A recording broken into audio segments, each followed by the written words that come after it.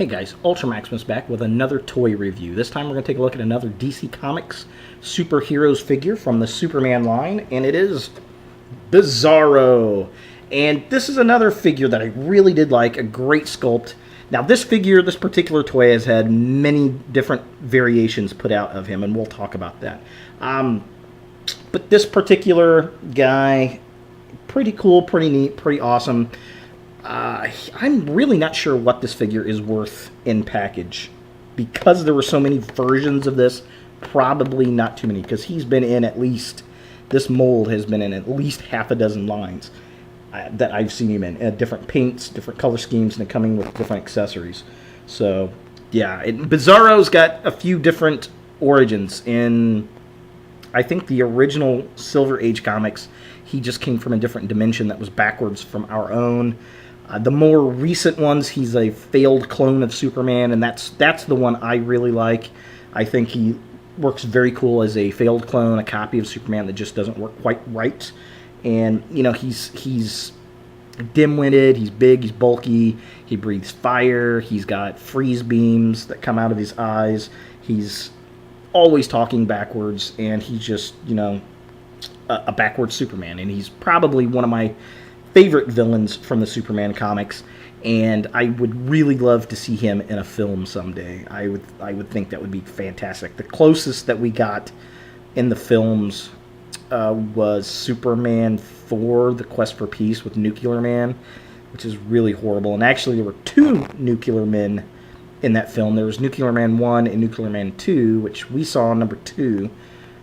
Nuclear Man 1 looked kind of like a Bizarro, and he was just, if you look at the deleted scenes from that film, oh, it's god-awful, god-awful. But it made more sense plot-wise if you actually seen the deleted scenes, so kind of interesting. We also get a Bizarro in Smallville that's got the crystally type face, but he's way different than this Bizarro character. So, yeah. Definitely like this guy. He's new. Woo! Not really new anymore. He came out in 2007. So I've had this guy since then. I was down in Bowling Green. I was living down there for a job at the time for a very brief period of time, and I got this guy at this either Family Dollar or Family General for about $5.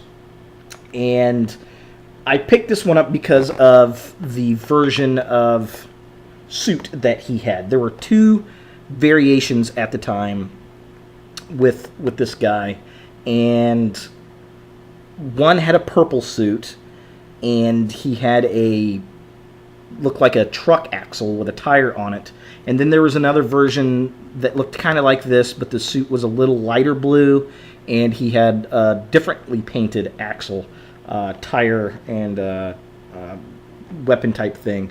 And this particular one did not come with that accessory, but it has the nice, really, really dark blue suit in there, which is very cool. And we'll take a look at him here in a second. Unfortunately, I've got a dent in this. He's always had that dent in there since I got it, so it is what it is kind of deal. On the back of the package here, we've got this is what, Superman Prime kind of looking. He's got the big head thing going on there. And then we've got the Supergirl variation from Justice League Unlimited in a more comic book style type deal. We've got a Darkseid figure, and he looked pretty cool. I did like Darkseid. Of course, we got Bizarro sitting there. We also had, what's his name? Mongol, a Green Lantern villain. So I'm not sure why he was in the series, but he really kind of looks like he was a slight mold variation of Darkseid. They look very, very, very similar. And then we've got a repaint of the Superman from the other series, except he's in his Return of Superman colors, the black and silver and all that kind of stuff when he first comes back from the dead, but he doesn't have the ponytail. So that's a kind of a weird coloration of him. I guess maybe a Kryptonian version, because they call him Kal-El. Yeah, well, no, Black Suit Superman, so this one's Kal-El. I don't know why that one's Kal-El and the other one's Black Suit Superman. So, yeah, there he is there. Now, the other thing, the only other figure that I wanted, which they do not have on the back, is right here. It's the Cyborg Superman. He definitely looked really cool. Unfortunately, I just couldn't get a hold of him at the time. I never did find him. He was at least at a decent price. They had them in the comic book stores, but they were like $20-$30 at the time, and I didn't want to really spend the money on it. Of course, I kind of wish I did now, because I'm sure they're more. But yeah, all in all, I mean, he's just a really great sculpt. He's kind of got a zombie look going on to him. He's got the nice big butt chin and kind of messed up hair, really dark, dead-looking skin, almost kind of a Solomon Grundy feel to him. And he's got this Bizarro #1 stone with the chain, and I really like that because it's an actual chain that hangs on him, and if you don't like that, you could obviously take it off of him. And behind him, he's got his backwards S symbol, and his suit is just nice and drab, and I really do dig that. And the other cool thing, if you look at his cape, you can see it there. In the cape, we've got holes. There we go. There are holes in the cape where it's all nice and ratted out.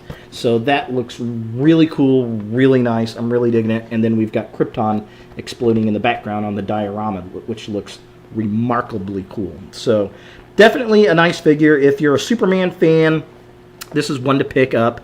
I really advise picking this guy up. And if you can find the Cyborg Superman, pick him up too. He's really, really cool. And whether this is loose or it's in package, he's definitely a good pickup. I prefer the one in the dark blue suit versus the light blue suit or the standard blue suit, and definitely better than the purple suit. So if you can find him, try to pick him up in the dark suit. But any of the molds are pretty cool. They're all really nice. They all have the same flesh tone. It's just the variations in the suits. And the other ones come with the axle and a tire for a weapon, which this one's got the molding for it. He just didn't come with it in this particular figure. So that's kind of a shame. That'd been a nice little accessory to have with him. But he's not coming out of the package, so I don't really care much. So there he is, Bizarro. Hopefully we get to see this guy in a film at some point in the future. Zack Snyder, if you watch my YouTube videos, I don't know why you wouldn't. Check it out, man. It'd be make an awesome villain. I think he'd be great as a villain. So, great figure. Pick him up if you find him. Thanks for watching, and look for more videos in the future.